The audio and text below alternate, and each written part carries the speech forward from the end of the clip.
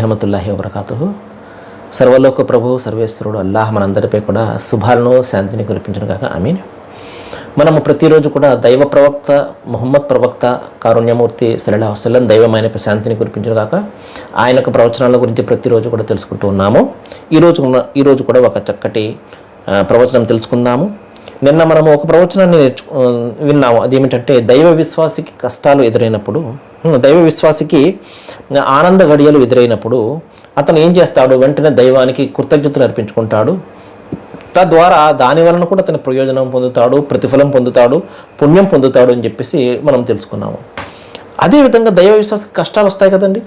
దైవ విశ్వాసకి ఇంకా కష్టాలు వస్తాయి. దైవ ప్రవక్త సందర్భంలో ఏం చెప్పారు అంటే, దైవం ఎవరినైతే ఎక్కువగా ప్రేమిస్తాడో, ఎవరినైతే ఎక్కువగా ఇష్టపడతాడో వారికి ఎక్కువగా కష్టాలు పెడతాడో, తద్వారా కష్టాలలో అతను సహనాన్ని వహించి పుణ్యాన్ని ఆర్జించి బయటకు రావాలి అని చెప్పేసి అర్థం అనమాట.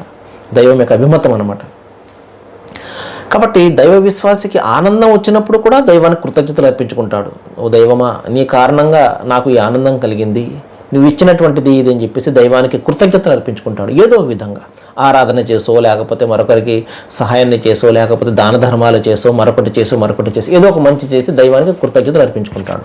తద్వారా ఆ కృతజ్ఞతలకి అతను ప్రతిఫలాన్ని పుణ్యాన్ని పొందుతాడు. మరి కష్టాలు వస్తాయి కదా దైవ విశ్వాసికి. అప్పుడు ఏం చేస్తాడు? నిందిస్తాడా?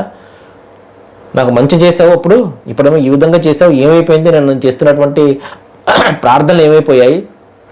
ఎంతో కష్టపడి దగ్గర నేను ప్రార్థన చేస్తున్నాను, లేకపోతే ఇంకోటి చేస్తున్నాను, దాన ధర్మాలు చేస్తున్నాను, నీకోసమే చేస్తున్నాను కదా, నాకు ఈ విధమైన కష్టాలు పెడతావా అని చెప్పేసి నిందిస్తాడా?